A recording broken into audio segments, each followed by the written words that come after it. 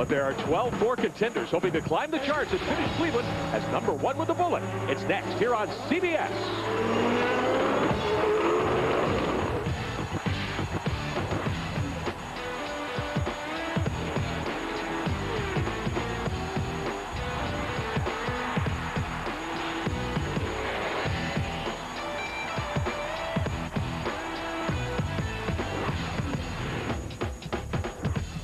And we welcome you live to Burke Lakefront Airport in Cleveland, round 5 of the 2007 season. It's the Champ Car World Series Grand Prix of Cleveland, presented by LaSalle Bank.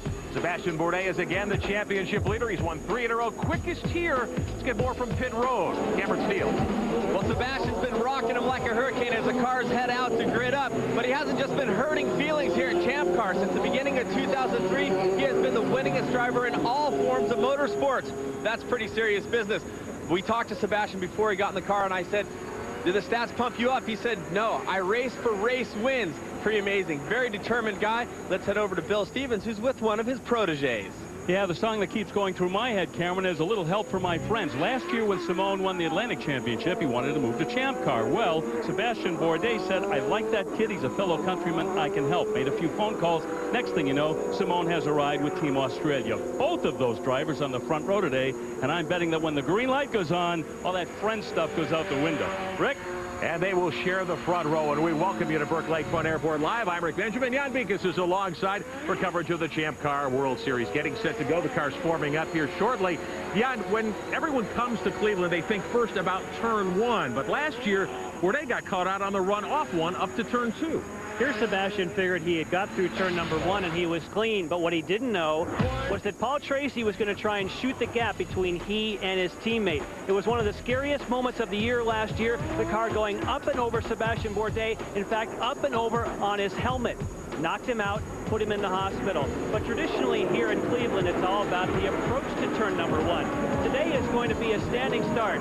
Momentarily, they're going to roll behind me and take their position for a standing start. So today, it's not going to be a 150-mile-an-hour approach to turn number 1. It's going to be a mere 90. Well, at 90 miles an hour, you can still have a pretty big wreck, but I think that reduction in speed should make it much safer.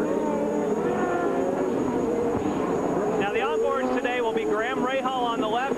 He just passed behind me here, getting ready to get up for the standing start. Will Power and Justin Wilson. They're here warming up the tires. Next will be the flying standing start at Cleveland. All right, as we take a look from those onboard views, the cars coming down the final couple of corners. They will come to a stop here on the front straightaway. Pagenaud lines up alongside the champion Bourdais on the front row.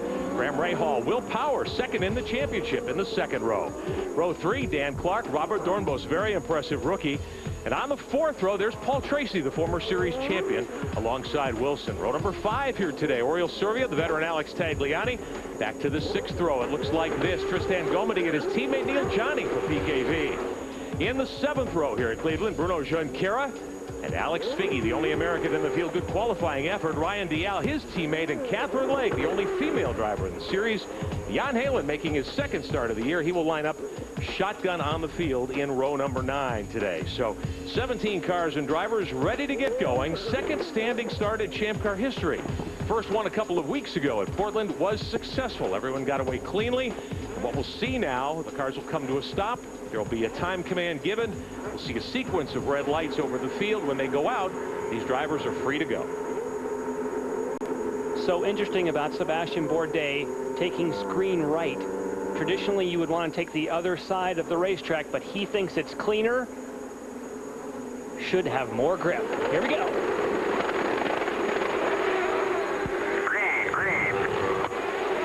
Everyone away clean again. Battling for second, Bourdais gets the drop on Pagenaud.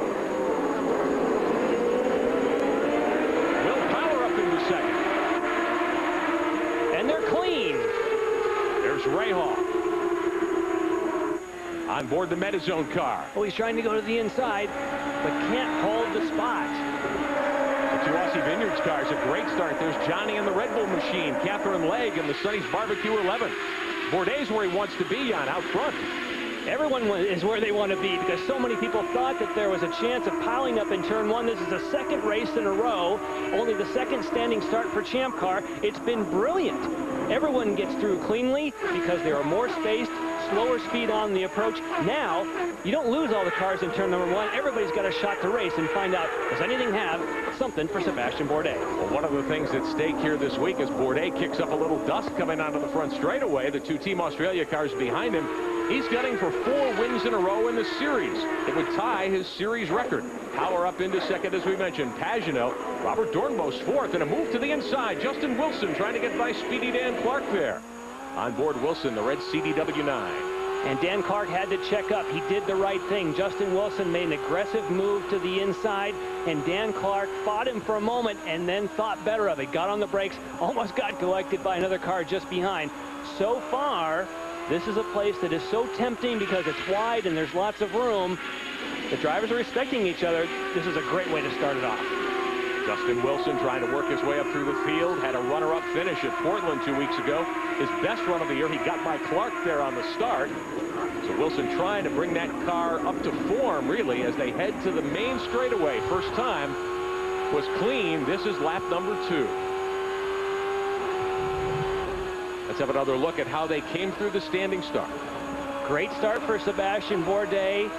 Dan Clark in the black and red stepped out but wasn't able to improve position. And Graham Rahal in the light blue and white car kind of got a great start but didn't have any place to go. He was consistent, held back. Great overhead shot. You can see that Graham Rahal on the right-hand side of the screen gets fantastic drive. But discretion was the better part of valor. Decided he would hang behind the Team Australia cars. And look at the correction by Will Power. He's turning left to go right because he got that kind of wheel spin. Look how late he was on the brakes to try to go around the outside. Fantastic camera angle the way that you can pan. What a great battle between he and his teammates. Now from the Metazone car of Rahal, starting 4th here. And I think he got one of the best starts. Now, that was a whale of a start there. He just rocketed into turn 1. But we know that he got a great start and unfortunately decided to back off and take the position instead of fighting for it.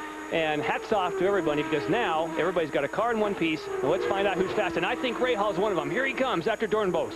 Graham Rahal to the inside, down at 1, almost gets squeezed out. He has enough room to get through. Robert Dornbos there in the Ozjet 14 gives up a position, so Rahal moves to 4th. Now Dornbos right back at it. It's one of these places, the pass and the repass. Dornbos should be in the right spot. But now Rahal's on the inside. Oh, Rahal has to get round. And Tracy gets into Rahal. Paul Tracy trying to come up through the field. Tags Rahal as he was spinning both cars off the racetrack. On board with Rahal. And caution, full course yellow being displayed here with 3 laps on the board. There was no question that Graham Rahal got out in the slippery stuff. He slowed way down, had the car sideways, tried to bring it back, but of course Paul Tracy came through at full song trying to take advantage of that. And wow, that was some heavy contact. So Tracy and Rahal get together. Now Tracy was a big part of that incident a year ago on lap 1. Here's what happened a moment ago. See, Dornbos pushes him wide just because of his speed, but then right there, Paul Tracy tries to do the duck underneath move. Just misjudged it. That's Paul Tracy's fault because you've got Graham Rahal, and this has got to be the best way to look at it because he comes off at turn number 1. He gets good drive, but now there's a slipstream. Dornbos gets a little bit of the air hearted in front of him, gets perfect position, and slots into that spot. But right here, Rahal's trying to hang on to it. He's like, whoa, look out, and then just gets speared. I know what Paul Tracy was trying to do. Paul Tracy was trying to take advantage of it, but look, he tries to duck underneath. He just misjudged it. Didn't have enough room to turn the car. The car washed out on him. It looks like knocked off the front wing of the Forsyth Index car number 3. And that's a shame for Graham Rahal for obvious reasons. He's from New Albany. We've talked about the fact that this is his home race. All his family is here. He had a fast car, had a great start. He was conservative, and as a matter of fact, he was leaving room for Dornbos. 14 will be black flagged for a drive-through penalty for blocking. Car 14, drive-through for blocking. When we go green, the penalty must be served under the green flag. So that's the word from race control. Robert Dornbos will have to serve a drive-through penalty for his positioning on the racetrack. Apparently, race control figures he did not give Rahal enough room in that exchange over in turns 3 and 4. Bourdais is the leader. We'll be back in Cleveland. CBS Sports Spectacular presents the Champ Car Grand Prix of Cleveland. Sponsored by Bridgestone. For drivers who want to get the most out of their cars, it's Bridgestone or nothing. And by Mazda, always the soul of a sports car. 5 laps are on the board this afternoon at the Champ Car Grand Prix of Cleveland, starting to pick up the speed for a restart. Bill Stevens. Down here with Neil Mickelwright, and Neil, very quickly, looked like Paul may have made a miscue out there. Could be. I couldn't really see it from this angle. I think he was trying to get by Ray Hall, obviously knocked off the front wing, so we replaced that. We're at the back of the field. Long day, so we'll see what we can make of it. And he also says that the car seems to be okay, should not be a problem. Well, Tracy did not lose a lap. The only driver a lap down, Alex Figge, actually 2 laps down, coming to the restart. According to some of the radio transmissions, when Graham Rahal was on his way onto the pits, he put more of the blame on Dornbos than he did Tracy. And look at this move. On the inside, Like Tagliani. Alex Tagliani in the steelhead car. Uh-oh, One car goes around. Might be Bruno Junqueira back there. We'll have to get a look-see. It is Bruno in the Sonny's Barbecue 19, Dale Coyne's car. Bruno Junqueira gets turned around right after the restart, and he has stalled that car. He's got the visor up. That probably will bring out the yellow again because he's right in the middle of the exit to turn 1. We stay green for now. Here's another look. First, we see the move That Tracy? up front. It's like Serbia and Tracy both involved there to a degree. And he tagged him. Yeah. So Paul Tracy is 2 for 2. He's got more front wing damage, so the driver of the Forsyth Index 3 car will have to make his 2nd consecutive stop. Now, he didn't lose a lap in the first incident. They replaced the nose cone, restarted 13th. He's trying to stay on the lead lap here. He's hustling the car. Here, Neil Mickelwright talking to him somewhat in the background, but boy, Paul Tracy,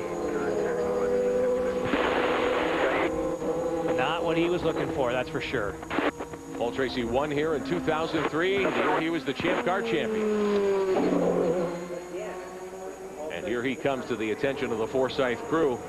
Bill, it's been a tough day for him so far. Oh, boy, they're really thrashing down here, Rick Benjamin, as Paul Tracy comes in once again. They thought the car was fine. They didn't anticipate there'd be another problem, and yet they've now discovered that they needed to do more repair work on the car. They are also putting on a fresh set of Bridgestone Potenza, staying with the primary tires, and they just topped off the fuel. But, as you can see, this pit stop is costing them a little bit of time as they fit that piece back onto the front of the car.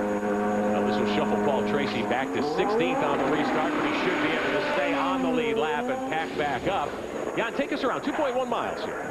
Well, the first and most important thing about an airport circuit, and now we've seen what happens, it's wide and it's inviting.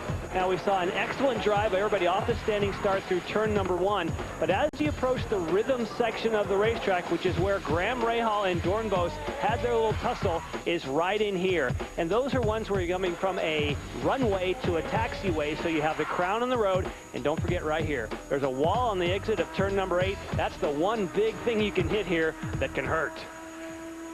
A tow for Junqueira now, and that's a look at Burke Lakefront Airport's road course. If you want to take a lap on the edge with Will Power as he roars around this circuit, 2.1 miles, log on to the series website, champcar.ws. Second caution early here at Cleveland, and we talked about it at the top of the broadcast, John. Normally, it's the entrance to turn 1, or at least it has been in past years. That's been the big trouble point. Last year was off of 1.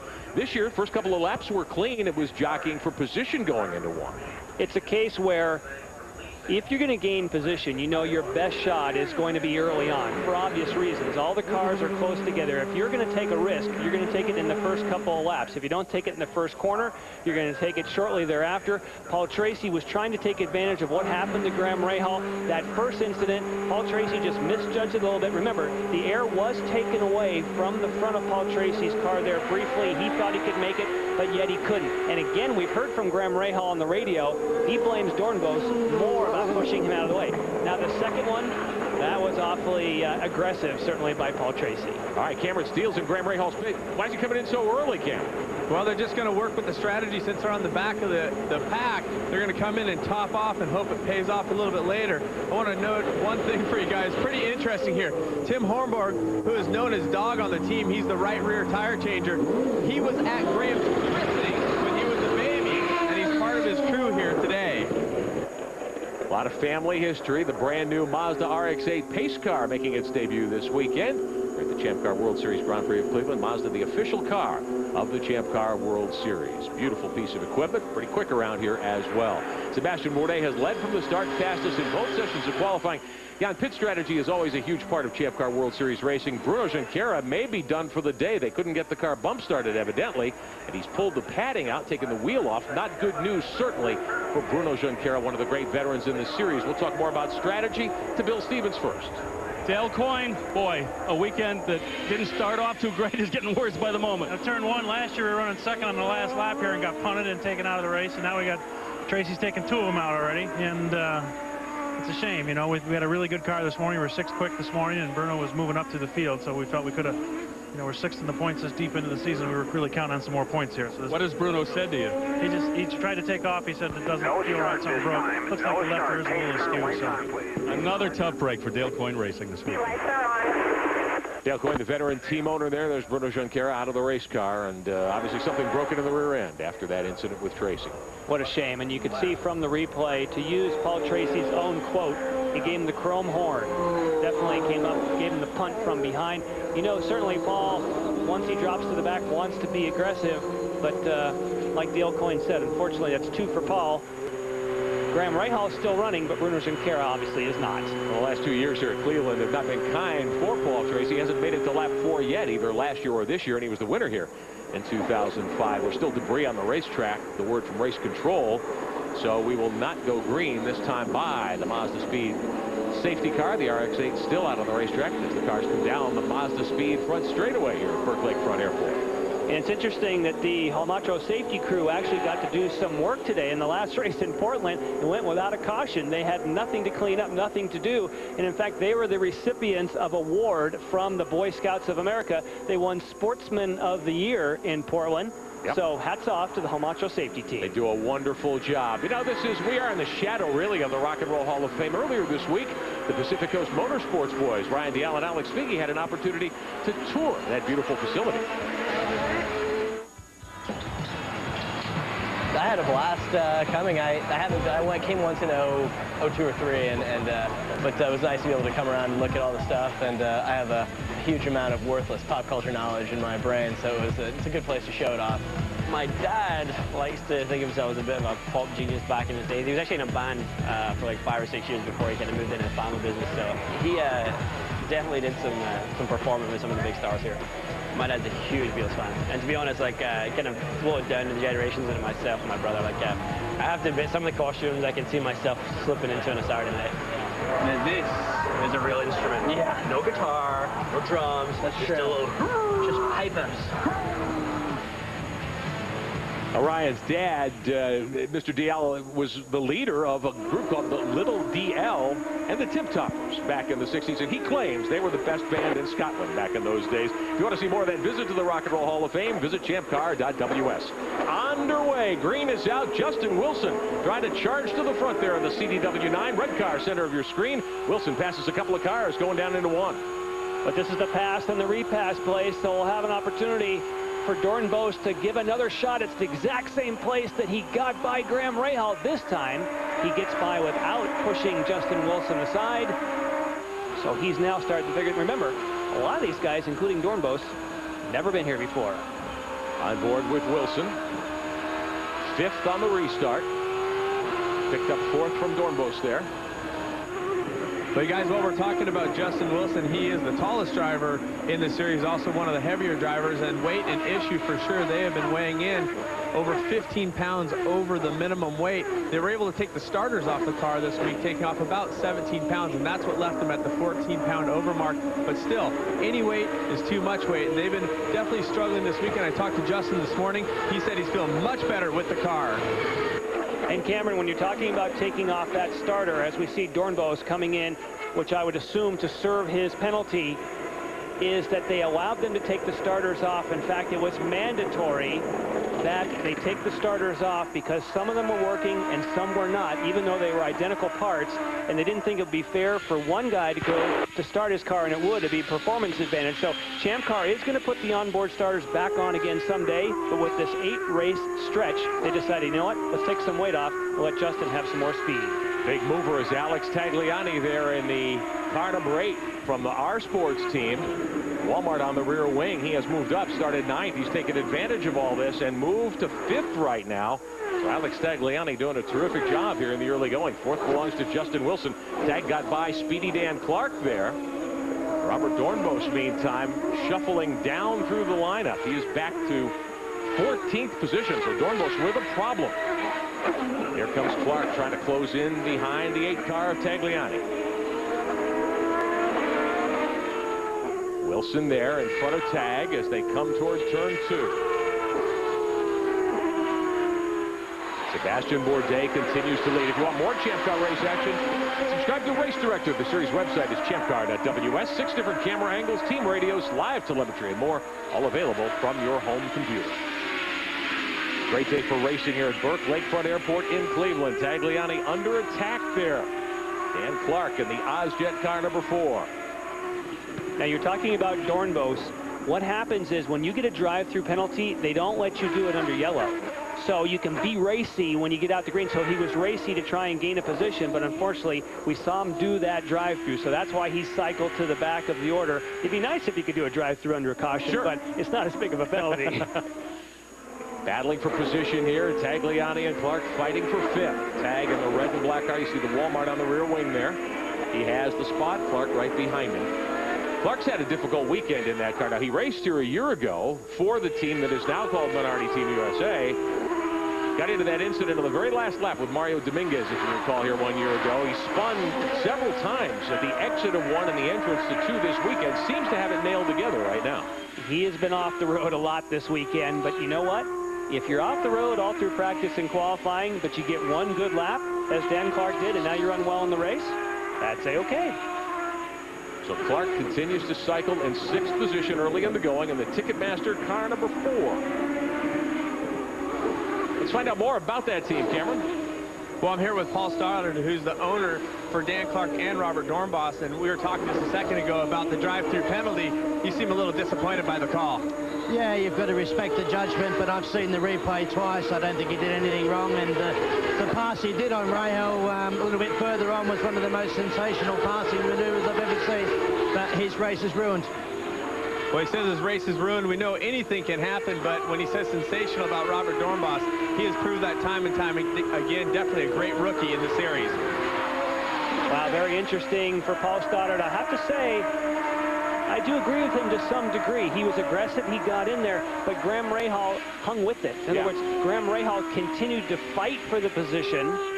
So to get a drive-through penalty, that's a bit aggressive. Maybe later we'll try and ask that question of a race director, Tony Cottman. We have the ability to speak to Tony during the course of the race, and we will try to do that later. Tagliani continues to run 5th. Clark in that striped red helmet is 6th. Your leader is Sebastian Bourdais. When we come back, Will Power in 2nd. We'll see if he can get closer to the championship leader. Airport in Cleveland for the Champ Car World Series, the Grand Prix of Cleveland. Presented by LaSalle Bank with Jan Beekes, Bill Stevens, Cameron Steele, I'm Rick Benjamin. Sebastian Bourdais continuing to lead.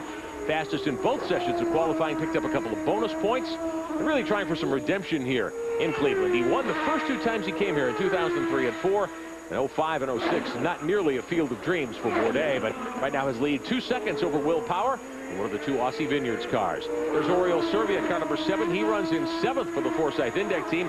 This battle between Justin Wilson and Dan Clark now, this is for 4th. And Dan Clark is staying with it. Obviously, he gave up the spot when Justin Wilson was really aggressive. But Dan Clark's staying on it. The car is consistent, and that's what you need here at Cleveland. You don't want it changing on you. Wilson's in that red and white CDW machine. His fellow countryman Clark in the black and red Ozjet Ticketmaster car number 4. Good battle for position here in the early going. Power and Pagenaud, the 2 Australia teammates, are 2nd and 3rd in front of this fight. Wilson about 11.5 seconds behind the lead.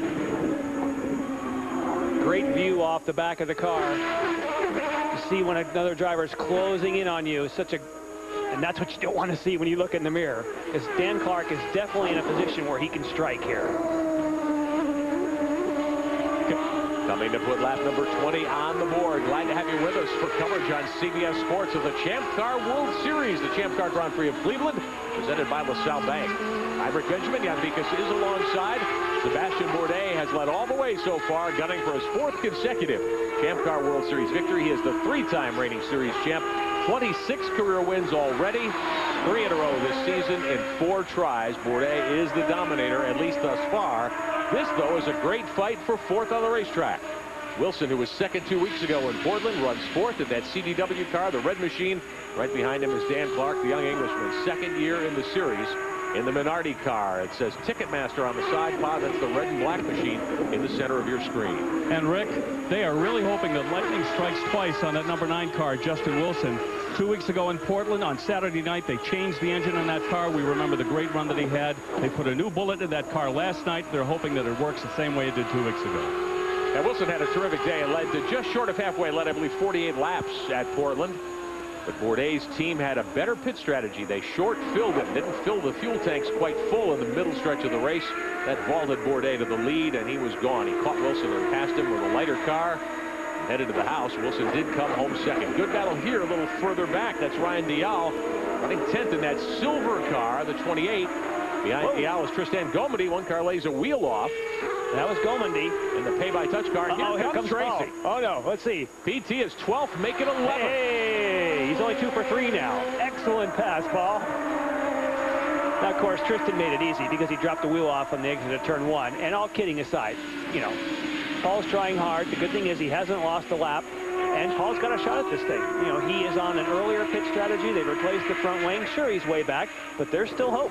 They've been fighting that car all weekend long. Many of our crew noticed over the course of the practice and qualifying sessions, he had that thing sideways more than he had it pointed straight, trying to squeeze every millisecond's worth of speed out of the 3 car that he could. He seemed perhaps to have figured something out. He is chasing Dial here for 10th.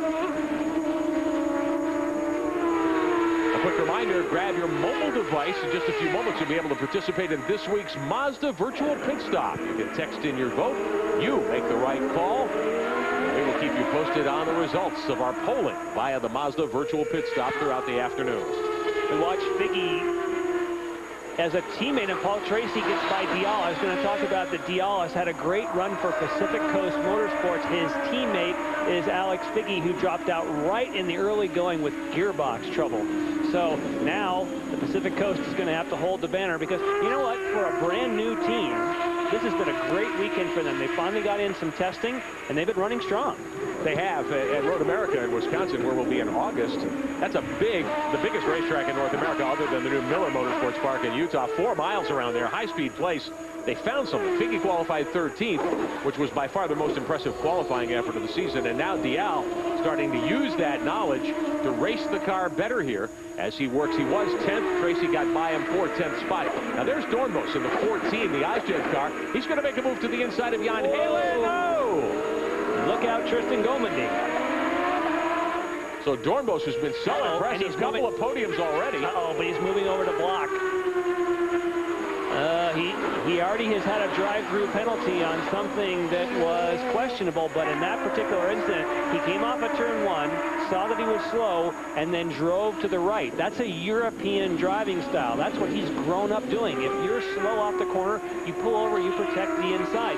Champ Car doesn't like that. If you haven't been doing that on previous laps, he could get another slap on the wrist from Tony Kottman, race director. Bourdais continues to lead. Power and Pagenaud, the 2 Team Australia mates. Let's get on board with Justin Wilson. Now he's been passed by Dan Clark. We had shown you that battle earlier. Wilson unable to hold off Clark in the CDW 9. Wilson fighting hard, holding on at the moment in 5th, but Speedy Dan Clark in car number 4. That's the Ticketmaster entry. He is up to 4th spot. Let's have another look at how that pass was made.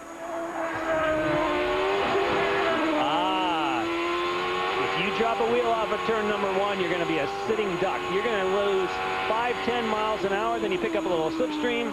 Dan Clark, that's the way you get it done. Make sure you keep good positioning, get good drive off of turn number 4. Nicely done, Speedy Dan. And he is on the Bridgestone Reds, the alternate Potenzas that are a little softer compound. Now, not every team has found them to be an advantage this weekend. And that's why they're starting on them. I find that very interesting because most teams know the most yellow you're going to have is in the early stint of the race. And they feel that the red sidewall Bridgestones, which are supposed to be faster, but this weekend don't seem to have. Was he wide? Yeah, he was a little offline coming into one. Looks like he missed the entrance to the corner there, and that allowed Wilson to catch him back up. I was going to say that they're running the red sidewall tires in a section or in a stint where they think they'll do less laps. I would expect that they're going to want to get these tires off as soon as they can. You'll see black sidewall Bridgestones for the rest of the day. We've had several laps of caution early here, but we're on lap 25 right now. Now, after the morning warm-up, we had a chance to talk to Dan Clark about how that team is starting to come on. The momentum we've been building since we got here at Vegas, because that's when the season started for me. Everybody else got to go testing beforehand, but I didn't. I had to sit in the back of the engineering timing stand and watch everybody else. So, you know, we were unlucky in the first 3 races, but Portland, we started coming back, and now we're on the top 6 to start the race. We were running top 3 in the warm-up there, so it's coming back together slowly but surely. And, you know, I talked a little bit more to Dan Clark today, guys, and I asked him if he thought that if he started getting podium finishes, winning races, and being a contender, some of the criticism that he's received from his driving style might abate a little bit. And he says, you know what, that's how it works out here. If you're winning and running well, it'll forgive a host of sins. You're only as good as your last race. That's right. What have you done for me lately? Watching Dan Clark, who runs 4th. We saw the gap in speed there between Clark's car in 4th and Bourdais, who's led all the way. Looks like some of the leaders will be making their first pit stops of the afternoon in a few moments. Jan, we started to talk a moment ago about how important fuel strategy is in the Champ Car World Series. 3 stops today for most of these teams. But we have heard from Team Australia that they're going to follow everything that Sebastian Bourdais does if they can. He is fantastic on fuel mileage, so if they're going to kind of pace themselves and try and match Sebastian Bourdais' rate, because what's been happening, he doesn't necessarily run as fast as he can on the racetrack, but he keeps picking up all his positions on pit road because he needs less fuel. Well, you guys, they were reporting on the radio to Sebastian Bourdais was that he can't keep the pace that he wants and hit the numbers he wants because of how hard Will Power is pushing. So something of interest, you're talking about saving fuel, and Sebastian hasn't been able to do it exactly the way he wants to. That's interesting, because they'll give him a fuel number that he'll see right on top of the dash that he has to match. So I don't know if Sebastian can't quite meet the number. Maybe there is hope for somebody else. For years in the Champ Car World Series, the drivers had a fuel rate knob that they could control. They could lean out the car, use less fuel. Can't do that anymore. No, now it's all, the technique really comes down to lifting off the throttle right about here, just before you get to the braking zone. You just kind of breathe it a little bit. And there is a real special technique that the drivers use to go fast and save fuel. So a lot of times, if it sounds like a guy's riding around saving fuel, trust me, you're driving as hard or harder than you've ever driven. It's like save fuel and go fast. It's like it's very tough to do. Will Power won the season opener, his first career Champ Car World Series victory at Las Vegas back in April. Running second right now, just about 3 seconds behind the pace of Sebastian Bourdais, who may be stopping this time around. Would make it a 4-segment race.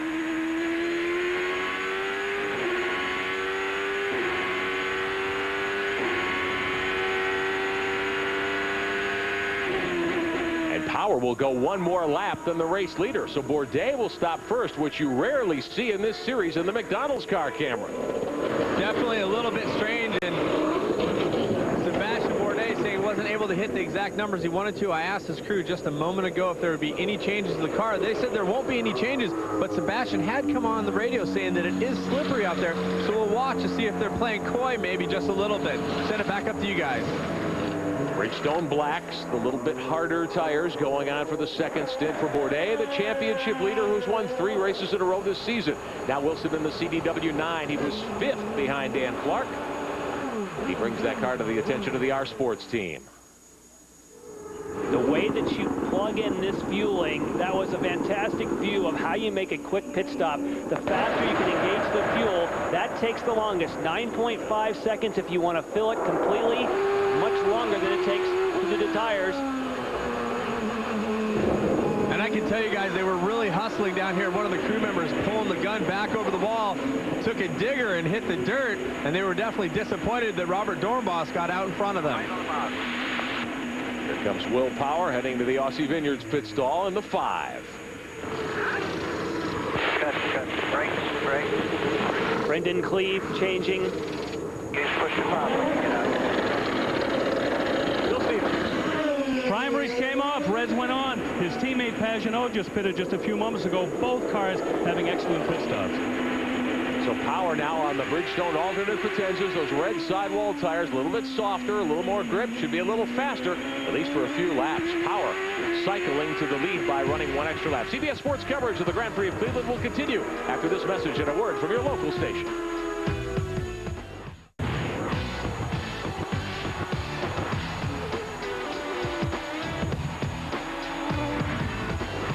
Welcome back live to Burke Lakefront Airport in Cleveland, Ohio. Champ Car World Series, the Champ Car Grand Prix of Cleveland. Race leader Graham Rahal, 18 years of age. He's just about a local boy here. His dad, Bob, won the inaugural Cleveland Grand Prix. It was 25 years ago. This is the 26th running of the race, and Rahal, a new high school graduate, has used fuel strategy. He and Paul Tracy have come to the front of the field, Jan. They've come to the front of the field, but they don't have enough of a gap. They're on a different strategy, but when they pit, they'll probably drop back. You know, when they're in clear road, they'll need to pull like a 20 or 30-second gap to be able to get onto pit road, fuel, and back out where they are. So at the moment, it looks good. You have clear air. You're leading your race here at home, but unfortunately, that strategy, when you have to pit, will put you back. But a tip of the hat, really, to Paul Tracy, who'd been off twice. He's taken 2 nose cones off that race car already.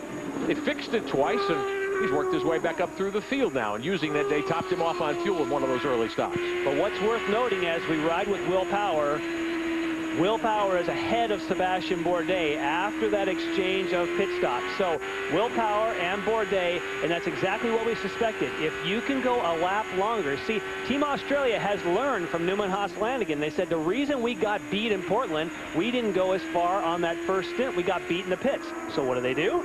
They go farther on the first stint, and they say, take that, Sebastian Bourdais. We learned from you. And now we have not a leader on the racetrack, but certainly a leader in pit sequence. Tristan Gomendi, the pay-by-touch PKV car, Bill Stevens, he's on pit road. And you know what, guys? They have a split fuel strategy down here for Neil Johnny and Tristan Gomendi. Gomendi stayed out a little bit longer than Johnny. He's coming in now to top off the fuel, and they're going to try to play one strategy against another today. Right now, Gomendi was in 6th before he came in. So the pay-by-touch team gets him serviced and back on the racetrack. Here's Sebastian Bourdais, 3 times a winner this season, the 3-time defending series champ. He's won here twice, and now sitting in 4th position. He's about 2 seconds behind Will Power because of the pit stop strategy.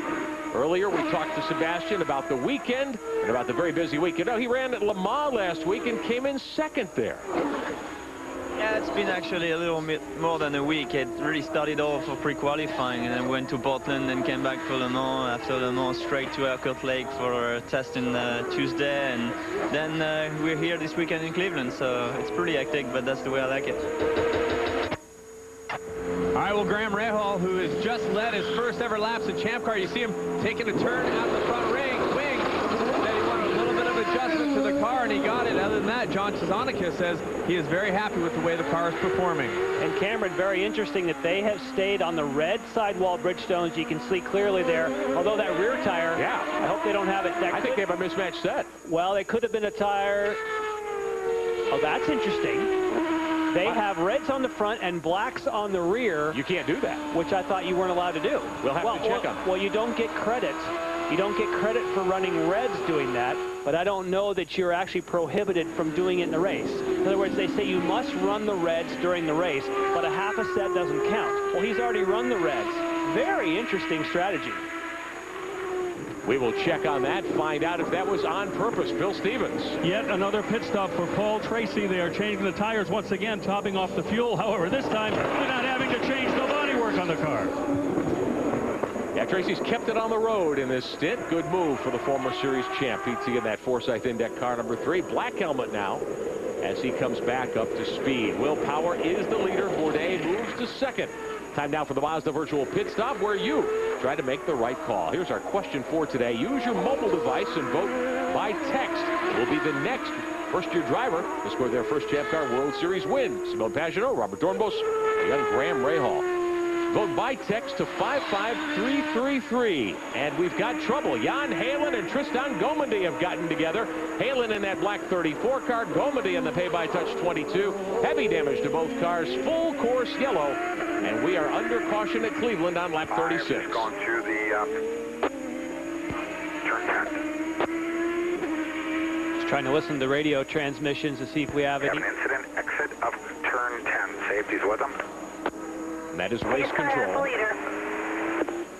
2234. 2234 at the exit of 10. Wow, they got together in the middle Pace car needs to pick up 5. of the final corner. Sometimes you'll see drivers run off of there. So Gomendy, side pod gets ripped off of Phelan's black car. Oh, Gomendy shortcut the grass. Well, what happened was, and then youch. He came in, the car stepped out, what we call a tank slapper. He goes across the grass, and then the car whips back the other way and just spears Jan Halen, who, by the way, for his first time back for the season, that was pretty impressive. He's had an impressive weekend. Unfortunately, boy, that was a heavy spear there. Halen driving for the Conquest team. Eric Bachelard's squad. Here's another look coming into the last couple of corners. Let's roll it through here and then stop it right here. Okay, at this point, we can roll it just a little bit farther as he gets clear of the fence. But here's the problem, is that the trajectory is supposed to be like this, but then the car whips like this on what we call a tank slapper. It just bites at the back. You can't correct quick enough. And kablamo, Jan Halen probably thought for a moment, hey, I just got myself a position, and then blammo into the side. But these cars are designed with very strong safety structures. Hopefully everybody's A-okay. Well, the Homatro safety team on the scene to help both drivers get safely out of those two chassis. But Gomendy got on the grass coming off that final corner, and that's what's touched that all off, Bill. Yeah, down here with two very interested witnesses to what just happened to Tristan Gomendy, first team owner, and a gentleman who you know very well down here, Kevin Kalkoven. Your view of what just happened, Kevin? Well, to be honest, I really don't know, because I'm just reviewing it on television. It looks like Tristan came in a little bit fast. I just don't know. Jimmy, from your angle, did Tristan make a rookie mistake? Well, I mean, he was pressured from behind. We were racing for position, and he just come out of the pits. The tires weren't up to full temperature and pressure yet. And I know he was pushing to, you know, stay in front. So, you know, those things are going to happen. But he's been doing a good job. And, you know, I think on the upside, the pay-by-touch PKV car was voted the prettiest car out here, at least before the start of the race. At least before. You know, Jimmy Vassar spent about 45 minutes in in-depth conversation with Tristan, teaching him this racetrack, and as Tristan said, it was just invaluable. Now, Tristan Gomendy, who's been impressive in the early going this season, his day short here as he goes off the racetrack. All right, here's your top 5. We'll be back in Cleveland. Back in Cleveland, Burke Lakefront Airport on CBS Sports coverage of the Champ Car World Series. The Champ Car Grand Prix of Cleveland presented by LaSalle Bank. Now, Will Power has gotten the lead over Sebastian Bourdais thanks to some sharp pit strategy. Simone Pagenaud, Power's teammate, who started on the front row, sits in 3rd position here. Packed house as always when we come to Burke Lakefront Airport. Huge crowds all weekend. Great to see this great event now in its 26th year. And we're glad to be a part of it. Glad to have you with us. Graham Rahal using some interesting strategy. He'll be 6th on the restart. We were talking about tire choice. It looked like he had a mixed set of Bridgestones. Let's find out more. Let's go to pit road. Cameron.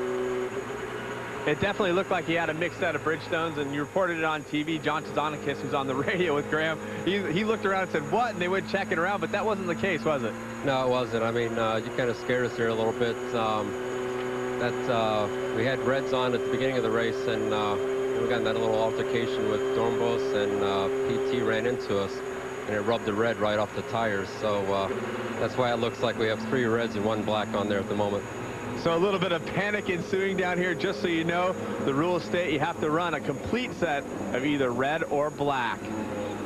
So you were right on the money there. I knew you had to run a complete set to get credit. Now, wouldn't you say that's a black? Sure looked like it at speed, okay, there but you can see the little hint of pink there. That's a rubbed off black. Now, usually we say white walls a tire in an incident like that, but I guess black walled was the case in this particular instance. So Rahal's okay, and he'll restart in 6th. His dad, Bobby, won the first race here, 1982.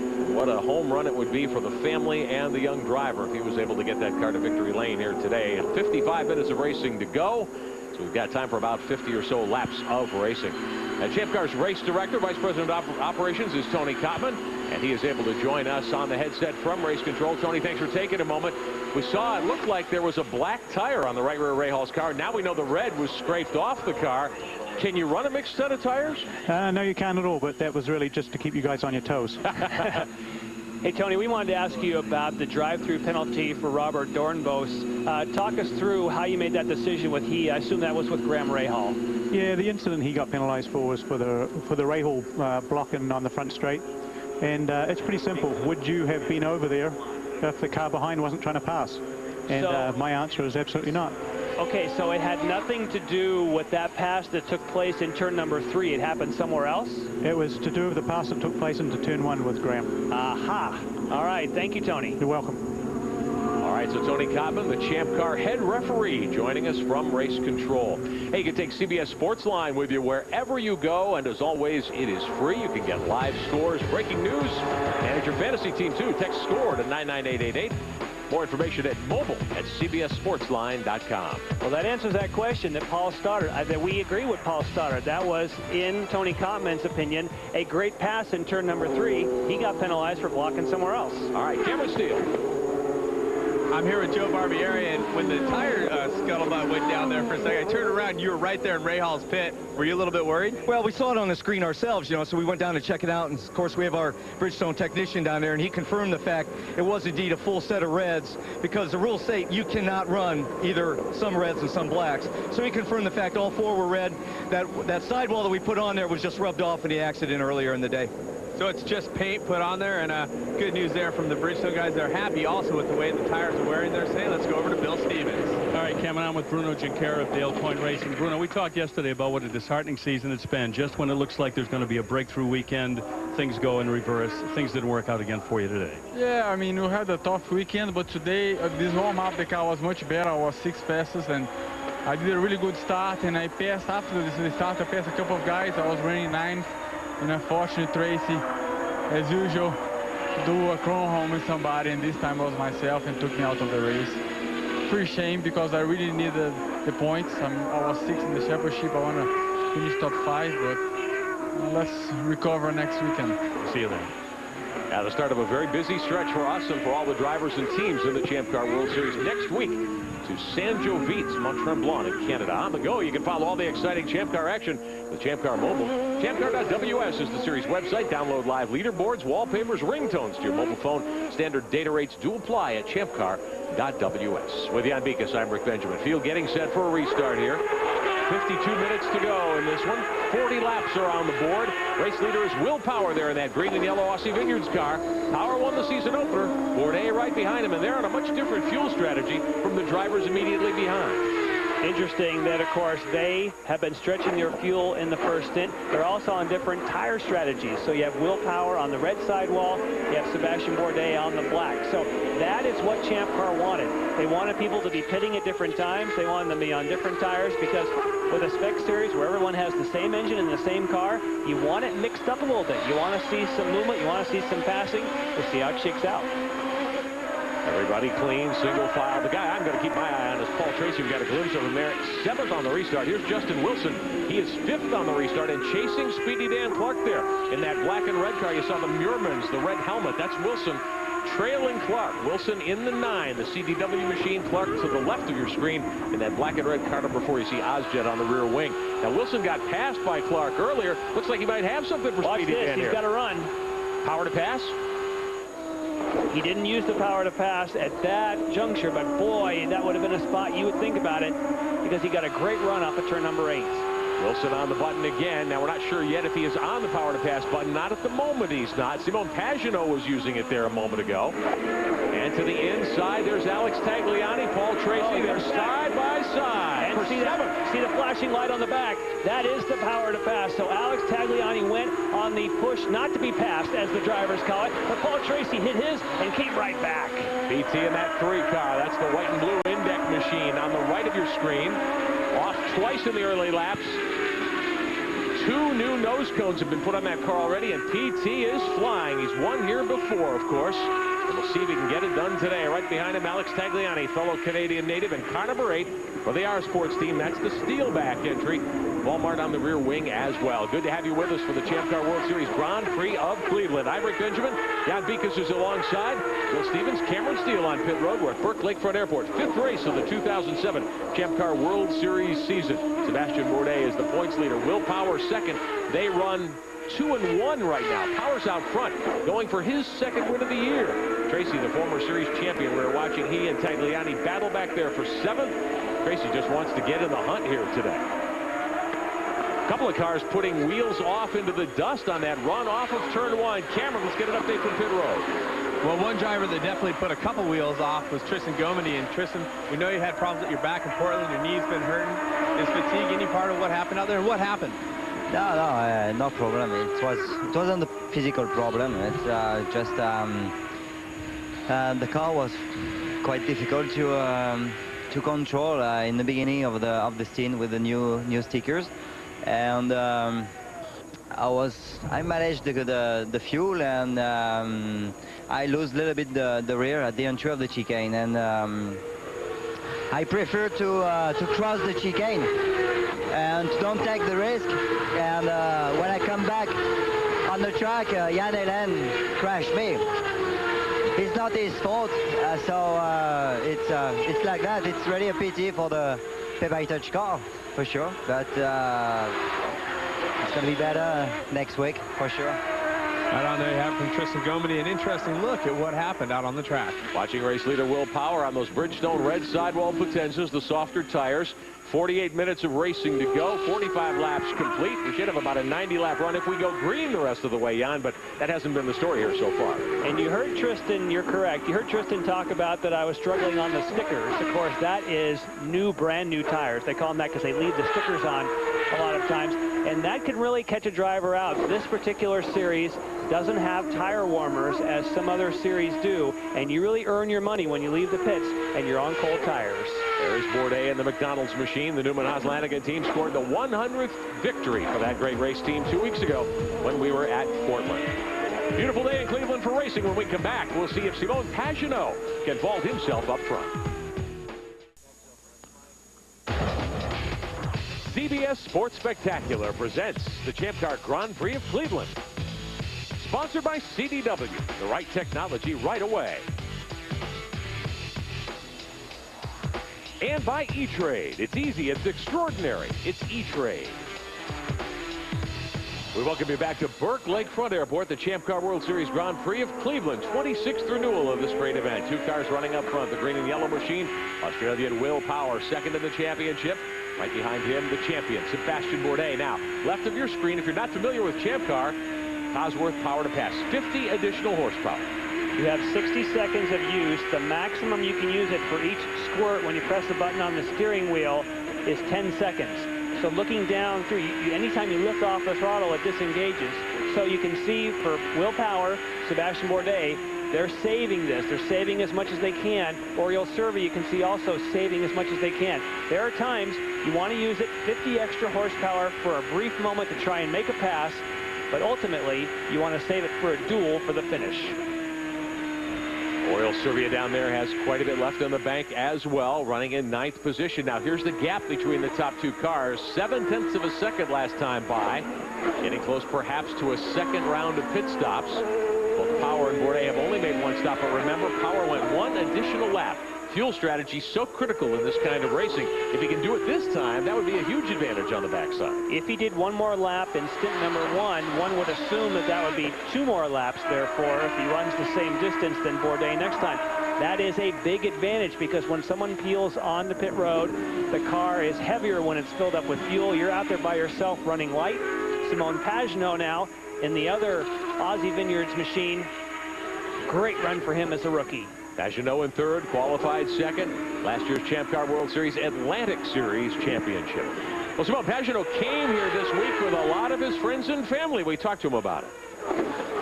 Yeah, it's very special to have my parents here, my best friend, some very good sponsor from Belgium. So it's very enjoyable to seeing them here and see how much support they give me.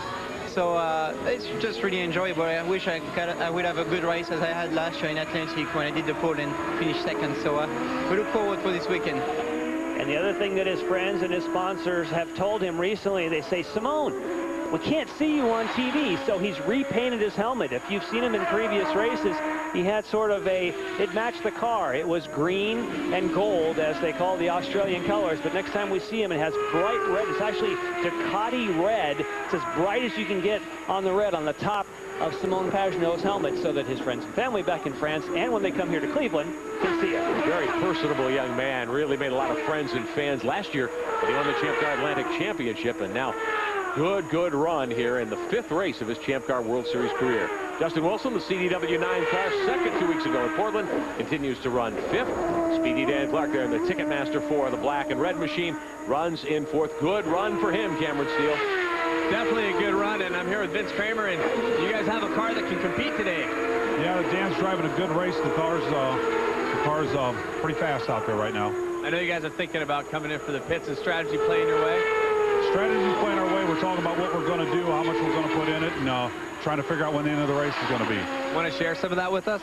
I think I'll keep that under my hat. Pretty typical down here in the pits, trying to keep it top secret what's going to happen. And of course, what's new, Cameron, as we know, is these are timed races. When he says, I got to figure out how much racing is left, that's new for the Champ Car Series this year. As you have yellows and as the race pace changes, so does the length of the race lap-wise. It never changes time-wise, changes lap-wise. That makes a big difference on fuel. Sebastian Bourdais on the charge. 37 thousandths of a second difference between he and Power. Last time around, really cutting into that lead now. Hey, you can join Champ Car and its many sponsors. Support the hole-in-the-wall camps, the Lap Leader program. Make a donation for every lap led by your favorite driver. Series website is champcar.ws. Log on, scroll down, make your pledge in support of the hole-in-the-wall camps.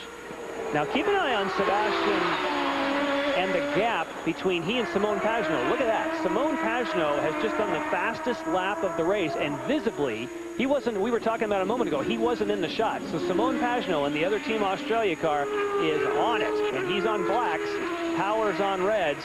Very interesting split strategy for the team. And these top 3 cars all stopped on the same lap, which was lap 28. Now, we had said this would be a 3-stop race, 4 segments, and you can go about 27 laps per segment. But with the number of caution laps we've had so far, that could change a lot as we get down to the end here. It changed for segment number 1, but there's been less cautions here. Again, visibly, Simon Pagenaud is going to come put some heat on the man who opened the door for him here in Champ Car, Sebastian Bourdais. This is going to get good fast. And you guys are talking about Simon Pagenaud, and something I definitely think we should point out is since the beginning of the season, he's gotten himself on a much better and more stringent training regimen, and he's been eating differently. He's been training quite a bit more, 2 hours a day. He says he is a much better driver in the car, especially as the race gets later. He doesn't get tired, does not feel fatigued. He thinks he's more ready to go than he ever has been. Interesting, we have a kind of have an Aussie Vineyard sandwich here with McDonald's in the middle. Yeah, with 1 beef patty in the middle here. Fine, this is going to be this is great. This is what we've been waiting for this year, because we had hoped, I'm saying as a fan that wants to see somebody give Sebastian a run for his money, is that Team Australia has now got him cornered. They've got 1 in front on reds, they got 1 behind on blacks, and they're on a slightly different pit strategy, and the Power saved a lot of fuel. This is going to be really interesting to see how it shakes out. 55 laps on the board, about 35 laps to go if we stay green all the way. One of the drivers involved in that tangle a few moments ago, standing by with Bill Stevens. Yeah, with Tristan Gomendy, a little bit of a 2-car deal, and Jan Halen, you didn't even know it was coming until it got there. No, it was just one of those things, you know. Christian made a mistake. He went off into the chicane, and I would just happen to be there, you know, wrong place at the wrong time. And you thought you had a pretty good strategy for today. Yeah, I think the team did a really good job. As we were starting from the back, we went off sequence on the first yellow. So I think we were doing really well. Picked up a couple of places after that first pit stop. So, you know, it's a shame. The team did a great job. See you next week. Now, there's one thing, Bill, that Jan Halen knows that Tristan Gomendy just found out, and that there's a manhole cover in between that chicane, that if you decide to shortcut that chicane, it's not all grass. There's a manhole cover that'll kick you up, and that will change the trajectory, and I guarantee you that's what caught out Tristan Gomendy. Sebastian Bourdais running second right now. He is 8 tenths behind Will Power last time by. He had closed it up to less than 2 tenths a few laps ago. Now Power starting to stretch it out just a little bit. Now we're hearing that Dan Clark, Justin Wilson, Alex Tagliani should be pitting in just a couple of more laps, and that sets up a situation, Jan, where that could get them home if we have a few more caution laps. We're probably another 32, 33 laps of racing if we stay green all the way. That's why we heard Vince Kramer saying we're trying to calculate what we can do here. But they do have computer programs to calculate how many laps there will be. And we know they can go 26, or if you stretch it, 27 laps. And Pagenaud, the first one to break off. Simone Pagenaud, who last pitted on lap 28. He'll be the first of these three leaders to come to pit road. So he's not getting as good fuel mileage as either Power or Bourdais, it appears. Bill Stevens, Pagenaud headed your way. And the Team Australia group has got the reds ready to go on the car, the alternate tires, and we talked about it earlier. Not everybody this weekend has been happy with the performance of the red tires. They prefer the primaries, but on they go, full load of methanol. And just the slightest delay at the end. And it gets very nerve-wracking when you start to creep a little bit. These clutches sometimes creep. When you're a fueler, that's a scary moment. All right, Pagenaud heading toward turn one. Turn one, Alex Tagliani headed to pit road too, Cameron. Yes, and on a previous pit stop, they had a little bit of problem with the fueler getting engaged. Now he's away. I talked to Paul Gentilozzi. He said the car is good. They need about 5 or 6 laps of caution to be able to go all the way to answer your question. Thank you, Cameron. That's just what Rick was figuring. Good math there. And that most likely there's going to be a splash and go. Sebastian Bourdais, championship leader, the McDonald's #1, the Newman Haas Lanigan team. He'll make his stop now here on lap number 57. And you guys, Sebastian coming in, he will have an adjustment to the wing. They're saying he's been fighting a push condition in the car. Other than that, you can see there's the adjustment. Kenny Seawick said that everything else is great with the car. You can see getting all look out, don't go. Oh, I was going to say, wait for a moment as Justin Wilson comes in. CDW team goes to work, fuel going in. He's going for blacks, yeah. When you're looking over the front of Sebastian Bourdais, we could see Justin Wilson coming. Thankfully, Newman Haas Lanigan, in that particular case, it would be Kenny Seawick on the radio, that had to hold up Sebastian just a little bit. Otherwise, that could have been difficult. Look at the run you can get when you come out of the pits if you time it right. And here comes Power. Will Power gives up the lead. He'll bring the Aussie Vineyards car down in front of Bill Stevens. I just asked team owner Derek Walker, how is the car? He said thumbs up, so there won't be any changes except for the fact they're going from the alternates over to the Blackwall tires, opposite from what Pagenaud just did. They'll fill this car with fuel, and they're very pleased so far with Will Power's performance. 8.8 seconds on the clock for Will Power on pit road. On those new Bridgestones, here comes Graham Rahal, Cameron. Graham has tons of family in town this weekend, obviously living just about 2 hours away from here. Would really love to get his first win here, as his dad did. They said no change in the car. They just want to make sure they get a full fuel fill. And it looks like they've done just that, and he's away. Rahal was third when he came to pit road in the Metazone car #2, Bourdais' teammate on the Newman Haas Lanigan squad. CBS Sports coverage of the Grand Prix of Cleveland will continue after this message and a word from your local CBS stations. Champ Car race action. Subscribe to Race Director. ChampCar.ws is the official series website. You'll get 6 different camera angles, team radios, live telemetry, and more, all available on your home computer. Alongside Jan Beekes, I'm Rick Benjamin, Cameron Steele, and Bill Stevens for us on pit road. And guess who is out front? Paul Tracy, who's won this race a couple of times. He's led nearly 200 laps here, most among the active drivers, the 03 series champ. 2 wrecks early on. He's on his 3rd nose of the day on the race car.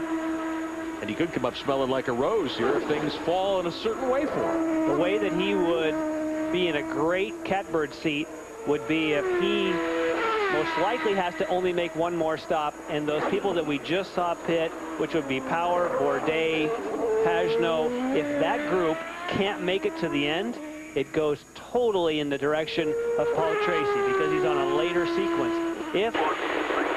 If they can make it to the end, he'll drop back and probably won't hit the podium. So it all comes down to the fact that those last round of stops, if they can't make it, Paul's smelling like a rose, just like he said. He's 15 seconds to the good on the field, on the track now. Does he save fuel, or does he have the hammer down on that thing? It all depends on if it's calculating whether you have enough fuel. Looking up at the top there, this is what all the teams are keeping an eye on, is this number right up here, and at the same time, they're calculating, okay, with that much time left, how many laps and how much fuel do I need? Well, the calculators are working overtime for Oriol Servia, Neil Johnny, Simone Pagenaud, and Robert Dornbos. This is the battle we're watching.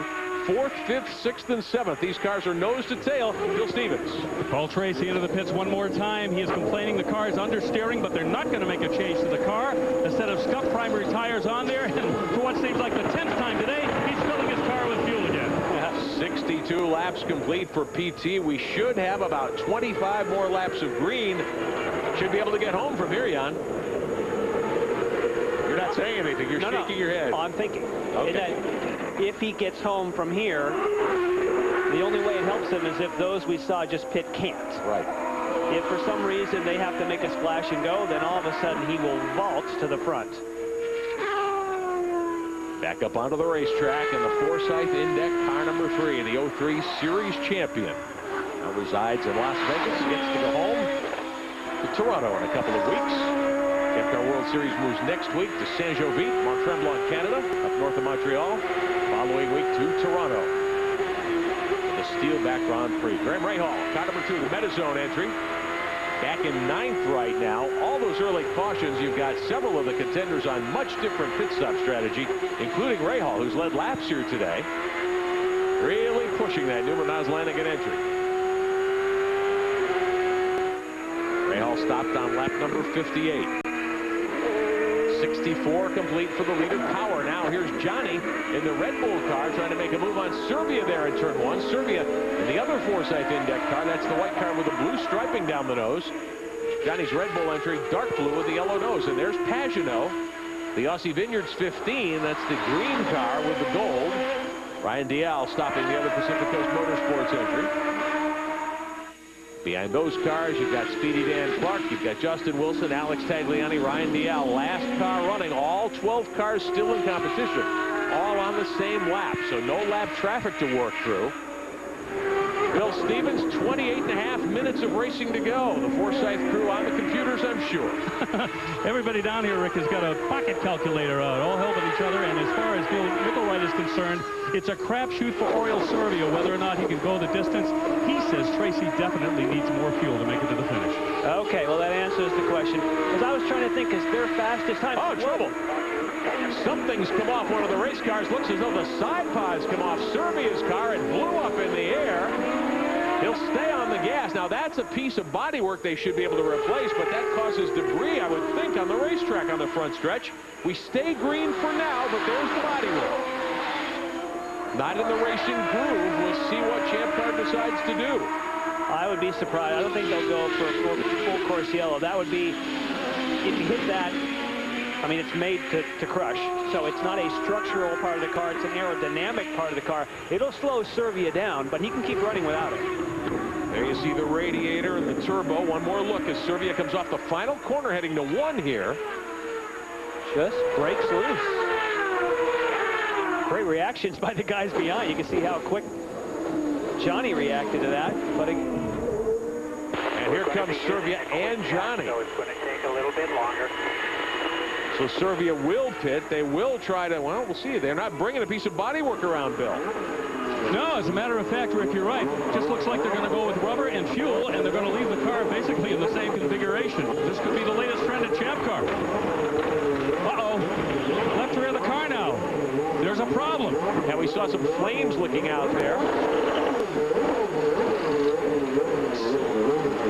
It seems as though it's freewheeling, guys. The engine's coming up. But the car, now they have it going.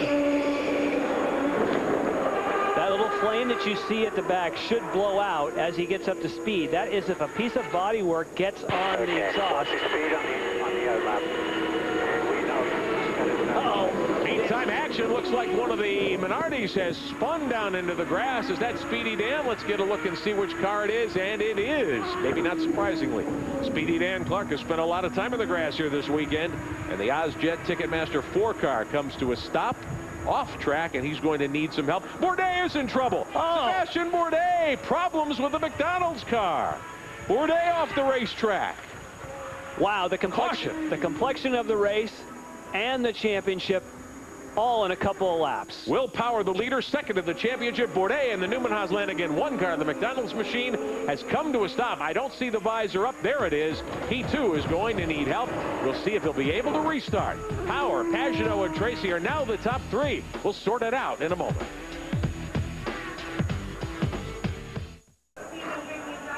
We're back at Burke Lakefront Airport in Cleveland on CBS Sports. The Champ Car World Series, 5th round of the 2007 season. And the championship leader going for 4 consecutive victories, Sebastian Bourdais.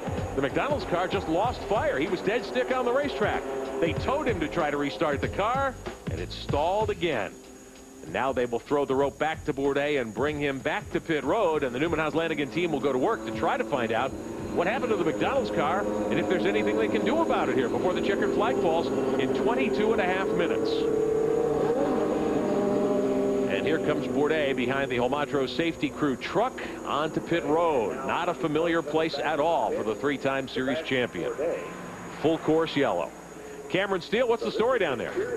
Well, they're saying that the car lost oil pressure and it automatically shuts down when that happens. I'll try to get a word from Craig Hampson here. Craig, he's trying to get it all together right now. A little bit of panic, as you know, the points leader. They're going to try to get the car in here and see if they can possibly get it refired. Here comes Bourdais to a stop. Visor up, no power, and they will have to take the engine cover off. That is a case where if it's a faulty sensor and he really has oil pressure, it can be fixed. If there is no oil pressure, there's a reason why it shuts it down. There's no way it's going to run. And they will push the 1 car off to the side. Now, Bourdais hasn't made a move to get out of the car as yet. Still trying to get the engine cover off behind the roll hoop there. And you guys, it can also let you know that they did have a problem with the turbo this morning. They changed the wastegate. They thought there was some problems, but they thought they did have them solved. All right, Sebastian Bourdais stays in the race car. Will Power will be the restart leader. Pagenaud, Tracy, Rahal, and Wilson will be the top 5. Earlier today, the Champ Car Atlantic Championship in action here at Burke Lakefront Airport. It was a great standing start for the 26-car field. Rafael Matos, who's won 3 races in 5 starts coming in, was on pole, and he grabbed the lead heading down into turn number 1. His teammate James Hinchcliffe in the other Sierra car got shuffled back early, and there was trouble early. Matos all alone out in front for most of the day, but there would be some problems on the racetrack. This is a bad flip involving young Adrian Herberts in car 45. He and Matt Lee got together. Herberts, all reports are, is okay. The car very, very strong, flipping and landing back on its wheels. Rafael Matos with a challenge from J.R. Hildebrand in the Newman Walks 36 there, but Matos led virtually flag to flag. Hildebrand was closing on him at the end. Matos wins his 4th Champ Car Atlantic Championship round in 6 starts. The Champ Car Atlantic Championship. Cooper Tires presents that championship. The car's powered by Mazda. Matos the winner earlier today here in Cleveland. The Champ Car World Series meantime. 20 minutes of racing to go. Race leader Will Power decides to come to pit road for what should be his final stop of the day, Cameron Steele. It should definitely be his final stop. And looking over the car, talking to the team, said there will be no change in the car, just get the fuel in there and get away. Remember, Alex Tagliani said he only needed a few laps of caution to possibly make it to the end. We'll have to watch and see if he comes into pit. Quick splash of fuel. Power is back underway. This vaults Tracy to the lead. Now, we had started to talk earlier. They got Dan Clark's car onto pit road, by the way. He had spun initially just before we saw Bourdais in trouble. Clark back. They fueled him and refired him as well. We'll see if this may cash in today for Paul Tracy when we come back in Cleveland.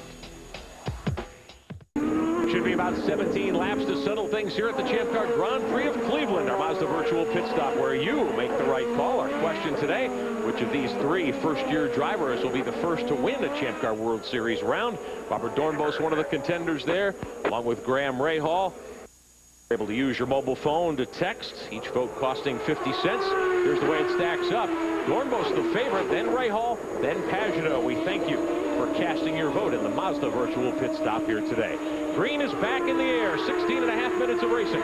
Tracy and Rahal, the top 2. Dornbos has made himself get to 3rd with smart driving and good fuel strategy. Then you've got Neil Johnny and Will Power. And yeah, the question on everybody's mind is, can you go all the way? Bill Stevens, what's the Tracy camp saying here? Oh, it's so mysterious, but Neil Mickelwright, the complexion of the race has changed so much in the last 10 minutes. How will that impact Paul and his fuel strategy now? Well, I mean, the way things look now, I mean, we're right on the cusp of being able to make it the rest of the way without stopping. It's really going to depend on fuel consumption here. If we had another yellow, it wouldn't break my heart. But we're just going to have to let it play out. As long as the yellow doesn't involve the number 3 car.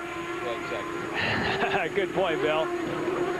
He's had 2 incidents at the very early laps. This is the 3rd nose cone they've had on that car today. Keep in mind, though, that Team Australia, both of their cars came in and pitted under that caution. So there's nothing about fuel saving there. They're going to be able to stand on it and use all of their speed. That's going to be tough to defend. Power 5th, Pagenaud 6th on the restart. The 2 green and yellow Aussie Vineyards cars, there they are now. Justin Wilson has split that group. He's gotten in front of Pagenaud. So Wilson there in the CDW 9 car has moved himself up to 6th. As we get the green flag and we go racing. Here's Oriol Serbia in that Forsyth Index 7. They still haven't replaced that bodywork on the left-hand side of the car. Moving around, Ryan Dial. This for 8th position. Serbia moves to 9th now. Dial back to 10th. 8th at the moment belongs to Alex Tagliani, who pitted for a splash of fuel just before the end of the last caution, just before the green flag reappeared. It's going to slow Serbia down a little bit by missing that piece of bodywork, but ultimately doesn't affect any of the suspension components. Certainly it slows you a bit aerodynamically, but if the car's set up well, you can still run, obviously, very quickly without a side pod. Hey, Jan and Rick, some breaking news down here in the McDonald's pit. Sebastian Bourdais' car is getting the bodywork put back on. They did get the car to fire, and it looks like they're going to be able to get him back out to collect some points. Well, Bourdais right now showing 12th, last car running 6 laps down. They've got the starter hose in the back of the car. But Bourdais, best he can hope for is to run in 12th. And quite honestly, I'm not certain that they would want to run the risk of doing that. Problems for the 5. Will Power in trouble. Yeah, getting passed there by Ryan Dial. He's got an issue, it appears. Will Power. Oh, you can listen. Yeah, he's got a tire down. Yep, you can hear it dragging. Left front Bridgestone black Potenza. Out of air, and Will Power will have to coax the 5 car around. Thought he was going to be in great shape with Bourdais' problem, the winner of the season opener. 2nd in the championship. Now he may end up back around 10th or 11th. And while we see him come in with a flat tire, watch his speed. We can look and see that make sure it's okay. We saw Sebastian climb out of the car. So here you have the first 2 guys in the championship, both in big trouble. And Bourdais' team, I'm sure, realized what I realized when we were talking about it. He couldn't gain any ground. If they had fired the car, he'd already lost 6 laps on pit road. He wasn't going to make that time up in the 13 minutes remaining. Cameron. I just spoke with Derek Walker very quickly. Said he has a puncture. There was no contact. He's coming in. The tire is locked in the front. They do have a new spare nose cone standing by. They will not need it. Just going to be the tires, and they'll be away. Bridgestone Reds for the Aussie Vineyards team. There's the tire that was cut. We congratulate Aussie Vineyards, of course, and we congratulate Bridgestone. Announced earlier this weekend, Champ Car has exceeded their expectations. They renew as the series official tire supplier at least through 2009. Great folks to work with, and we're proud to have them as a part of the Champ Car family. Now, what about this? Graham Rahal on the charge. Wouldn't it be awesome if he scored his first Champ Car win here at home, where his dad won his first race 25 years ago? He's closing in on Tracy. He's closing in on the lead, but there was some radio transmission earlier. Unless there were a lot of you, at least his team told him there's no way you can make it. Don't bother saving fuel. Use the fuel you have and go for it. And Jan, I did speak with John Tzanikis. He did confirm. I said, do you need 1, 2 laps of yellow? He says, we need a little bit of help. And that help, of course, that's pretty much, if you want to read between the lines, when you tell your driver, go ahead and use as much fuel. We know that Paul Tracy needs that information. So this is where Paul Tracy's team needs to say, you know what, if you have to use too much fuel to keep Graham behind you, you might have to let him go because he's going to have to make another pit stop. And well, Jan, that's exactly what they just told him. This looks like it's going to be an economy run right to the end. They are not planning on bringing Tracy in as he locks them up heading into the turn. That is so contrary to Paul Tracy's nature. Top 2, Tracy in the Index car, riding with Rahal in 2nd in the Metazone machine. Hey, on the go, you can Follow all the exciting Champ Car action with Champ Car Mobile. Series website is champcar.ws. Download a live leaderboard, wallpapers, ringtones to your cell phone. Standard data rates do apply. Rahal for the moment riding in second. The key is that Bill pointed out that they told Paul that in fact Graham was, you said it was counter to his nature, that Graham was going to have to stop again. You could let him by. Like you said, it's counter to his nature. Just because they told him that doesn't mean Paul's going to do it. Tracy leads, 10:50 to go on the clock. And you do get to start one more lap. We could run past that time by the amount of time it would take to run a green flag lap here. So, you know, say we've got probably 11 laps to go. That would put us just short of 90 laps of racing if we stay green the rest of the way. But we've certainly had the unexpected. Sebastian Bourdais is done. The motor gave up in the McDonald's #1 just a few moments ago. The championship leader, 3 wins in a row, will not make it 4 straight here today. His teammate Rahal, they're in that light blue car #2 in second. He's carrying the Newman Haas Lanigan banner here at his home racetrack this weekend. His dad Bob and the rest of the family here to watch him. Rahal won a couple of Atlantic rounds last year, second in the Atlantic Championship. Graham Rahal may be looking at an opportunity for his first career Champ Car World Series win. Cameron, the points leader, I'm sure not happy to be behind the wall. Definitely not happy. Sebastian Bourdais sitting here getting some information from his crew about Graham Rahal and what's going on there. Sebastian, what happened to the car?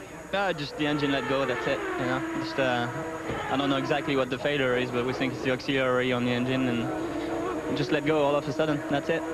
I know a tough break with the points, but did you see the Will Power also has had some problems with the flat tire? Yeah, I guess it's not a good day for the fast cars. Right on there you have it, a disappointed Sebastian Bourdais. Half a second the gap. Tracy is the race leader. Second spot belongs to Rahal, and you're riding with the 18-year-old in that Metazone car #2. Paul Tracy trying to stay on the button, also conserve some fuel and go for it here. Rahal probably has to stop. We will be back with more coverage of the Champ Car Grand Prix of Cleveland in just a moment. We welcome you back to Burke Lakefront Airport in Cleveland with Jan Beekes. I'm Rick Benjamin, Bill Stevens, Cameron Steele on pit road. Race leader is Paul Tracy in the Index car #3. Graham Rahal in that light blue and white Metazone 2 car in second spot. The question is, can they get home on fuel, or will one or both of them need a splash of fuel? 6 minutes to go on the clock. Should be time for 6, maybe a 7th lap of racing, which might catch one of those 2 cars out. That extra lap could make all the difference. The battle for third could be key. Robert Dornbos in the 14 car. There he is. He's battled back after having to take a drive-through penalty early in the Ozjet Minardi car #14. And then Neil Johnny in the Red Bull PKV entry runs 4th. Johnny also should be good on fuel, we think. Cameron, what are you hearing? Well, Paul, the big question is, can you guys go all the way with the fuel? We got no problems. We're going to use all our push to pass. We've got plenty of fuel to finish, and stays like this, I think we'll leave here leading the championship today. Oh, that would be a bonus for sure. So they're doing the calculations on the championship chase with the problems of Bourdais and the problem with power. They think that Dornbos not only will win this race, but move into the championship lead. He's got the opportunity to do that. Now, Dornbos has 35 seconds of Cosworth power to pass time remaining, so should he need it, Jan, he can gather up a good bit more speed here in the closing laps. And he is visually really closing this gap. You can see that Paul Tracy is making it difficult, or it's difficult for Graham Rahal to get by him, but Dornbos definitely closing that gap. And if they get in fuel trouble, that just would be a gift to Dornbos. There's Neil Johnny in the PKV Red Bull car #21. Bill Stevens, what about Neil Johnny's fuel situation? Well, we're down with the man that's watching this for Neil Johnny. It's Mark Johnson. Earlier this year, you gambled on fuel and rolled snake eyes. How do you feel today? I hope we have a little better luck, but I think we're a little more confident today than we were the last time we did it. I think we're in pretty good shape. The guys on the Red Bull Gulfstream car have done a great job today, and we're just we're hoping we've got about 5 laps left and we can get there. Are these raw numbers, or are you going by the seat of your pants? We always go by the seat of our pants. I love it. And you hope that those sensors in the seat of your pants are working correctly for Neil Johnny right now, who is 4th.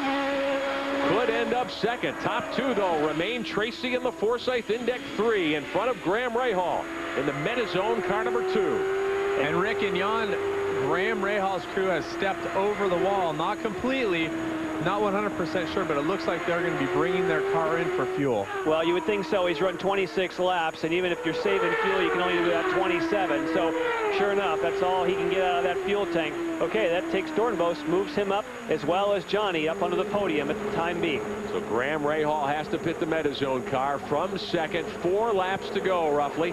Clock at 3:43 remaining on lap number 86. Cameron, he's headed your way. Well, I was speaking to his mom just earlier, and she was very happy about the way the strategy was playing out. I walked back by her. She looked a little nervous. She wasn't biting her nails, but it definitely was one of those situations that today hasn't played out. As they go for a splash and go, and he'll be back out. Graham Rahal has driven a very fine race here today, but with all the early cautions, and really a lot of it's probably guesswork, Jan. You have the computers, but it's experience, I would imagine, and just saying, hey, how do we think this is going to play out? It all depends on that sequence in that first stop. Of course, he had that incident early on, and you're kind of forced into a different strategy. Paul Tracy is leading this race, funny enough, only because he punted 2 people on the first couple of laps. Because he had to pit to get a nose, he got on a different sequence. So if he has enough fuel to make it, it's unbelievable, but he is definitely getting some heavy pressure speed-wise now from Dornbos. Now, Robert Dornbos, couple of podiums in his rookie season. Here's the story on the great veteran Paul Tracy, the 03 Series champ, now in his 17th Champ Car season, more than 250 career starts, the 30 wins. Hasn't won in the series for 2 seasons. This weekend in 2005 was his last series win. Might today be his first win of 2007 after enduring a very difficult 2006 for the Forsyth Index team. 2 minutes, 13 seconds to go on the clock. 2 laps of green flag racing. I don't think we'll see a third at this point because PT's got a long way to go to get back to the start-finish line. He's going to stay out either way. He's run 23 laps. We just saw that Graham had to pit at 26. So they're right on the edge. If they run 3 laps, he could be in trouble. If they run 2 laps, he should make it, but he's not going to be able to run it flat out. And we know that Dornbos, because we heard from his crew, that he doesn't have to save fuel. Robert Dornbos in that 14 car right behind. That's the Ozjet Nuremans machine. Dornbos, the rookie Champ Car driver with an F1 background. Very, very fine race car driver. Very personable young man. And he has been terrific in this series through 5 weekends of racing. Maybe in line to score his first Champ Car win in just his 5th career start. He's got 35 seconds of Cosworth power to pass time remaining. And our viewers are obviously very well educated because he was at the top of our poll as to who might be the next rookie driver to get a win. And he is oh so close. This will be great. Now, of course, with Paul Tracy, catching him is one thing. Passing him is something else. But he has a mechanical advantage. They're not running the same kind of cars. One has to save fuel, and look at that, power to pass. When it comes down to power to pass, Paul Tracy is going to be defenseless because he'll run out before Dornbos. 1 lap to go. Last time around, it's 2.1 miles here. Dornbos draws right up on Tracy. Now, Tracy's had a problem getting off turn 1 here. He may be a sitting duck on the last lap. Dornbos has to figure out, when do I use my power to pass? Do I save it now, or do I use it on the next straightaway? Couple of corners to go at Cleveland. Paul Tracy trying for his first Champ Car win in 2 years. There's still no power to pass. There's not the flashing light on the back of the car yet. Dornbos is going to wait till he comes off of turn number 8. Less than a lap to go at Cleveland. It gets no better than this. We are glad to have you with us on CBS Sports. The Champ Car World Series Grand Prix of Cleveland, presented by LaSalle Bank. He should be on the power to pass now. Not yet. Still don't see the flashing light on the back for Dornbos. Couple of turns to go. Why hasn't he hit the button? Paul Tracy may have this thing. Tracy, final couple of corners. Here comes PT headed for the line of the checkers. Dornbos, does he jump on the button? No, he doesn't. Tracy. And the checkered flag waves, and Paul Tracy somehow takes the victory in Cleveland. And the question for Robert Dornbos will be, why didn't he hit the Cosworth power to pass? He's still got 35 seconds in the bank, and he never used it. Robert Dornbos ends up second. Not that that's bad, but boy, we thought he had an opportunity to win here. Paul Tracy, an upset win. We'll be back.